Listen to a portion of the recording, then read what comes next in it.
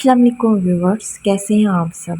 आज मैं आपके साथ खीर की ऐसी रेसिपी शेयर कर रही हूँ जिसके बीच में खोया हम ऐड नहीं करेंगे, मगर इसके बीच में खोए का टेस्ट होगा। और वो भी कैसे, वो मैं आपको आगे चल के बताऊँगी। और ये इतनी जल्दी बन जाती है कि अगर आप लोगों के घर में कोई दावत है तो आप आधे घंटे के अंदर इस खीर की रेसिपी को बनाकर सर्व भी कर सकते हैं। अगर आप चाहते हैं कि आपकी खीर बिल्कुल बाज़ार जैसी खोए वाली खीर की तरह बने, तो मैं यहाँ पे आपको कुछ टिप्स बताऊँगी, तो आप लोगों ने लाज़मी जिनको फ़ॉलो करना है, जिससे आपकी खीर मेरी खीर से भी ज़्यादा अच्छी और मज़ेदार बनेगी। तो स्टार्ट करते हैं अपनी इस रेसिपी को और देखते हैं ये मज़ेदार सी मैंने खोए वाली खीर कैसे बनाई है। बिस्मिल्लाहिर्रहमानिर्रहीम। तो सबसे पहले मैंने यहाँ पे एक कढ़ाई ले ली और इसके बीच में एक बाउल राइस का हम लोग ऐड करेंगे। ये कच्चे चावल हैं, मैंने इसको तकरीबन आधा घंटा पहले भिगो के रख दिया था और ये बहुत अच्छे तरीके से फूल गए थे। और जब ये फूल जाएं इसके बाद आप लोगों ने इसको देचकी के बीच में ऐड करना है। और यहाँ पे तकरीबन हाफ जग से ज़्यादा पानी मैंने इसके बीच में ऐड किया है। अब हम इसको मिक्स करेंगे और हमने इसको पकने के लिए रख देना है। तो यहाँ पे मैं इसको डाम कर पकने के लिए रख रही हूँ। जैसे हम डेली रूटीन में चावल उबाल करते हैं, हम इसको वैसे ही पकाएंगे। तो आप देख सकते हैं चावल कितने अच्छे उबाल हो गए हैं और हमने इनको थोड़ा सा नरम उबाल करना है। अब यहाँ पे मैंने आधे चावल देचकी से निकाल लिए थे। एक बाउल हम लेंगे और उसके बीच में आधे चावल हम निकाल लेंगे और आधे चावल हम लोग कढ़ाई के बीच में ही रहने देंगे।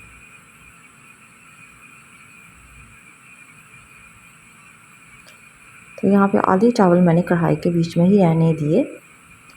इसके बाद हमने एक ब्लेंडर मशीन ले लेनी है और इसके बीच में 2 ब्रेड के स्लाइस हम लोग ऐड करेंगे। हाथ से ही आप लोगों ने इसको मैश कर लेना है और इसके बीच में जग के बीच में इसको ऐड कर देना है। 2 ब्रेड के स्लाइस ऐड करने के बाद अब हम इसके बीच में राइस ऐड करेंगे जो हम लोगों ने आधे निकाले थे। जो चावल हम लोगों ने आधे निकाले थे वो हम इसके बीच में ऐड कर देंगे सारे। अब यहाँ पे मैं ड्राई मिल्क सूखा दूध जो है आधी प्याली वो इसके बीच में ऐड कर रही हूँ। इसके साथ जो खीर का टेस्ट होगा वो बहुत ज़्यादा अच्छा आएगा। हमने इसके बीच में खोया नहीं ऐड किया, इसलिए हम लोग इसके बीच में ड्राई मिल्क ऐड करेंगे।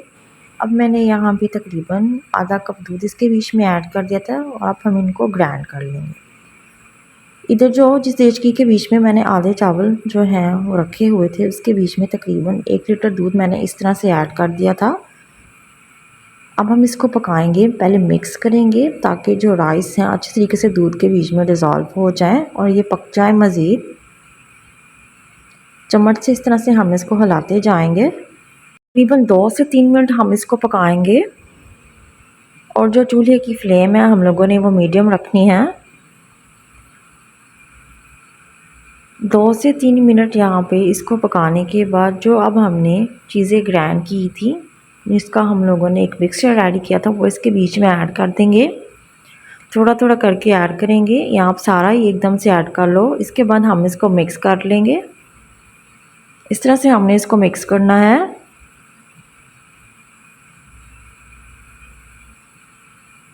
तो आप लोगों ने जो चूल्हे की फ्लेम है वो मीडियम ही रखनी है, आपने यहाँ पे इसको स्लो बिल्कुल भी नहीं करना। मिक्सचर ऐड करने के बाद हमने इसको तकरीबन 3 से 4 मिनट तक मज़ीद पकाना है और ये बहुत जल्दी जो है थिक होना शुरू हो जाएगा। अब यहाँ पे मैंने 4 से 5 इलायचियाँ ले ली थी, उनका मुंह खोल दिया था आगे से मैंने, तो वो इसके बीच में ऐड कर दी थी। इलायचियाँ ऐड करने के बाद दोबारा से हम इसको मिक्स करेंगे।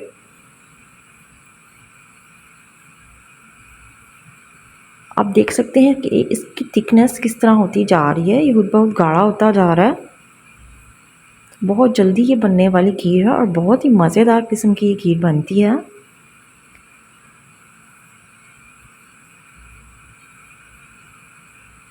यहाँ पे तकरीबन हमारी खीर बहुत ज़्यादा गाढ़ी हो गई है। अभी हम 2 से 3 मिनट मज़ीद इसके बीच में चम्मच इसी तरह से हिलाएंगे। अब ये थोड़ी सी जब मज़ीद गाढ़ी हो जाएगी इसके बाद हम लोगों ने चूल्हे की जो फ्लेम है वो बिल्कुल आहिस्ता कर देनी है। यहाँ पे आप इसकी थिकनेस देखें, ये खुद बहुत गाढ़ी हो गई है और बहुत जल्द गाढ़ी हो जाती है। अब यहाँ पे हम लोगों ने चूल्हे की जो फ्लेम है उसको फुल आहिस्ता कर देना है। दूसरी साइड पे यहाँ पे मैंने एक फ्राई पैन ले लिया था और उसके बीच में 1 कप भर के हम लोग चीनी का ऐड करेंगे। 2 से 3 जो है चम्मच हम लोगों ने पानी इसके बीच में ऐड करना है। अब हम इसको कैरमलाइज़ करेंगे। स्पून के साथ इसको मिक्स करते रहेंगे ताकि चीनी जो है अच्छी तरीके से डिज़ोल्व हो जाए और जो है ये कलर छोड़ना शुरू कर दी। इसका जितना डार्क कलर आएगा उतनी ही आपकी जो खीर है वो ज़्यादा मज़ेदार किस्म की बनेगी।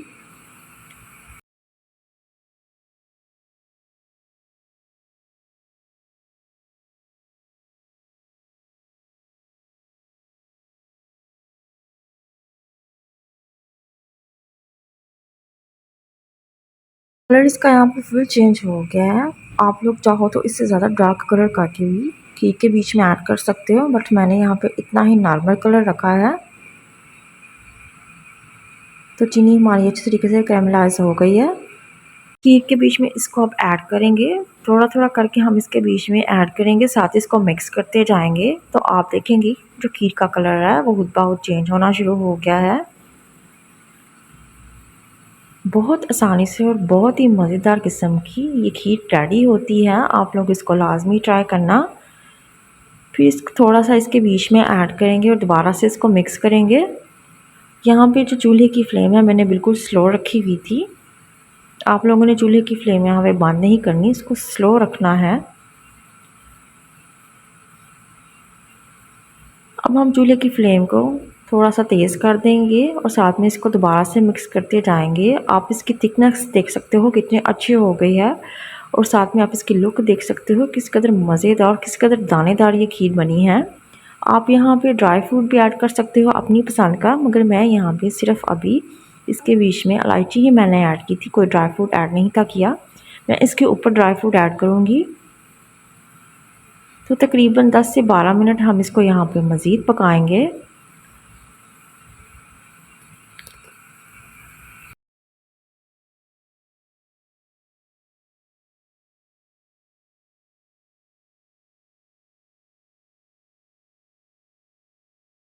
दस से 12 मिनट मज़ीद पकाने के बाद हमारी मज़ेदार सी खीर बिल्कुल रेडी है।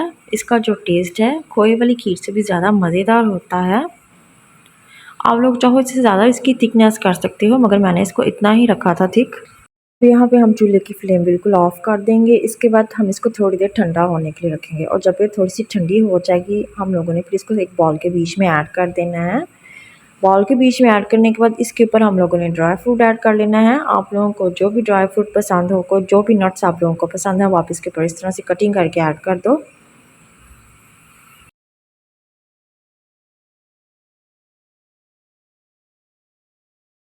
रेस्टोरेंट से भी मज़ेदार खीर बिल्कुल रेडी है, जो हम लोगों ने तकरीबन आधे घंटे के अंदर बना के बिल्कुल रेडी कर ली है। आप लोग इसको किसी दावत में या आप लोगों के घर में कोई भी फेस्टिवल हो, कोई फंक्शन हो, तो आप जल्दी से बनाकर ये खीर सबको खिला सकते हैं। और जो इसका टेस्ट है आप लोग जब खाएंगे तो आप लोग खोए वाली जो खीर बाज़ार की है उसको भी भूल जाएंगे।